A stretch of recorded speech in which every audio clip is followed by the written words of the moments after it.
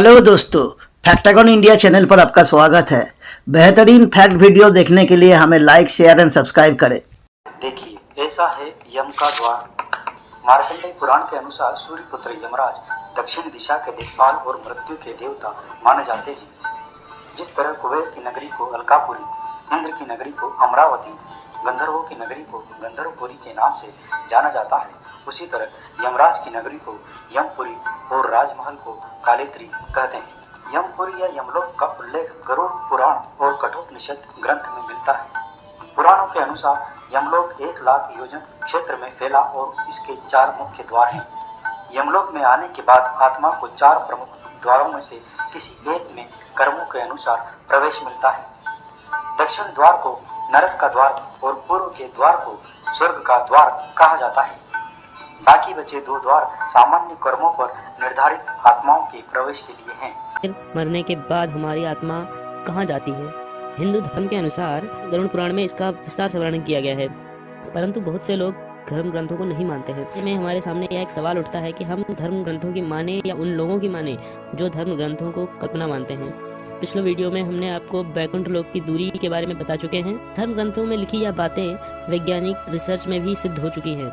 यही कारण है कि ज़्यादातर वैज्ञानिक अब हिंदू धर्म ग्रंथों में लिखी सभी बातों को सच मानने लगे हैं और रिसर्च भी कर रहे हैं। आज के वीडियो में हम यमलोक के विषय में जानकारी देने जा रहे हैं। उम्मीद है यह जानकारी आपको अवश्य ही पसंद आएगी। भगवान श्री कृष्ण ने गीता में कहा था, वासांसि जीर्णानि यथा विहाय नवानि गृह्णाति नपो नरोपणानि तथा शरीराणि विहाय जीर्णान्यानि संयाति नवानि देहि। अर्थात मनुष्य जिस प्रकार पुराने वस्त्रों को त्याग कर नए वस्त्र धारण करता है, उसी प्रकार जीवात्मा भी पुराने शरीर को त्याग कर नया शरीर धारण करती है।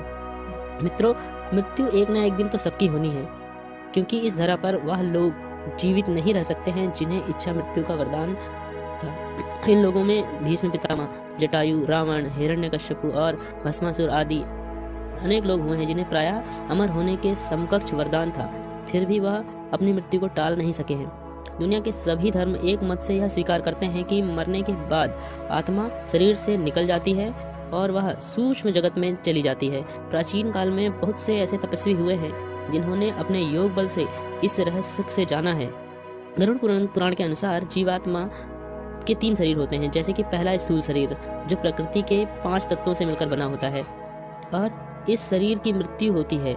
दूसरा सूक्ष्म शरीर, जिसे वैज्ञानिक भाषा में एंटीबॉडी कहा जाता है, यह हमारे शरीर का एक इंजीनियर भी होता है। नई कोशिकाओं का निर्माण तथा बीमारियों से लड़ने की क्षमता यही शरीर उत्पन्न करता है। और तीसरा आत्म शरीर होता है, जो स्वतंत्र और बिल्कुल सूक्ष्म होता है। जब किसी की मृत्यु होती है तो स्थूल शरीर त्याग कर जीवात्मा सूक्ष्म शरीर में परिवर्तित हो जाती है और यमलोक की यात्रा करती है। यदि गरुड़ पुराण की बात करें तो गरुड़ पुराण के अनुसार पृथ्वी से यमलोक की दूरी 86,000 योजन बताई गई है। इसमें यदि वैतरणी नदी की 100 योजन की चौड़ाई भी जोड़ दें तो यह दूरी 86,100 योजन होती है, जिसमें 1 योजन बराबर 13 किलोमीटर होता है। इस प्रकार गरुड़ पुराण के अनुसार यमलोक की दूरी पृथ्वी से 12,87,1300 किलोमीटर की दूरी है। मित्रों, यह जीवात्मा द्वारा 1 वर्ष में तय की गई दूरी है। आगे आपको इसको वैज्ञानिक रूप से भी बताएंगे। गरुड़ पुराण के अनुसार मृत्यु के यमदूत जीवात्मा के 24 घंटे के अंदर यमराज के सामने उपस्थित कर देते हैं।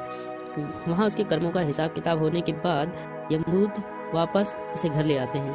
घर लौटने के बाद जीवात्मा पुनः शरीर में प्रवेश करने की इच्छा करती है, परंतु यमदूत उसे पास में बांधे रहते हैं। इसके कारण वह भूख और प्यास से दुखित होने के कारण वह रोने लगता है। उस समय वह अपने जीवन काल में किए गए दान को प्राप्त करता है, साथ ही पुत्रों द्वारा दिए गए पिंड प्राप्त करता है। फिर भी उसकी भूख शांत नहीं होती है, क्योंकि 10 दिन तक दिए गए प्रत्येक पिंड के 4 भाग हो जाते हैं, जिसमें 2 भाग पंचमहाभूत तथा 1 भाग यमदूत ले लेते हैं।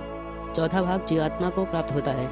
इस तरह 10 दिन बीत जाने के बाद 1 हाथ प्रमाण सूक्ष्म शरीर को चलने की शक्ति प्रदान करता है और 13वीं का भोजन करने के बाद वह जीवात्मा अकेले ही पैदल यमलोक की यात्रा शुरू कर देता है। यह जीवात्मा 24 घंटे में 247 योजन अर्थात 3211 किलोमीटर की दूरी चलता है।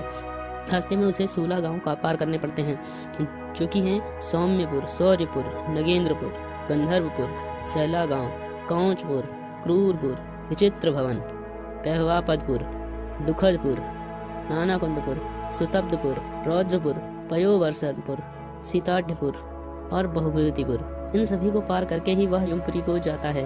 मित्रों, गरुड़ पुराण के अनुसार यमलोक जाते समय रास्ते में ना तो वृक्षों की छाया है, ना ही खान पान की कोई व्यवस्था है, अतः अत्यंत प्यास लगने पर जल भी प्राप्त नहीं होता है।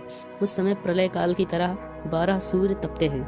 उस मार्ग में कहीं पर कांटे हैं तो कहीं पर गर्म रेत है, कहीं पर बिच्छू है तो कहीं पर अग्नि जल रही है। यह मार्ग इतना भयानक है कि सुनकर हृदय कांप जाता है। पुण्यात्मा मनुष्य के लिए यह मार्ग बहुत ही सुखदायी है तथा पापी के लिए यह अत्यंत ही दुखदायी है।